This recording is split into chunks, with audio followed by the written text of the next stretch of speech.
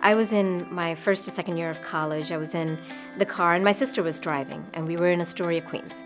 We had just pulled up to a stop sign, which was meeting with one of the most busiest avenues in Astoria, so there were a lot of cars, so we had to make it past this intersection. There were cars lining up behind us, and there were a ton of people crossing the street. In between all of this hustle and bustle, there was one young girl. She must have been somewhere between 11 to 12 years of age, and as she was crossing the street, in between this entire crowd, she looked over and she made sure she made eye contact with me while I was sitting in the car. And she smiled and gave a very gentle and subtle nod. And then she continued crossing the street. And it always stayed with me because she did so many things in that one small gesture. She made solid eye contact. She connected with me in that split second.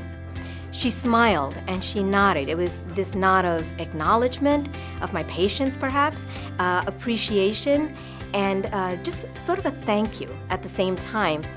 And what's important is she didn't try to rush across the street. It was her right of way. She was going to cross the street at her own pace.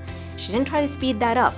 So if I had to sit there for a second extra to let her cross the street, I wouldn't have minded. If I was feeling impatient, she completely disarmed me with just that subtle nod and smile. And I remember thinking, although I couldn't define it at that time, that was the start of executive presence.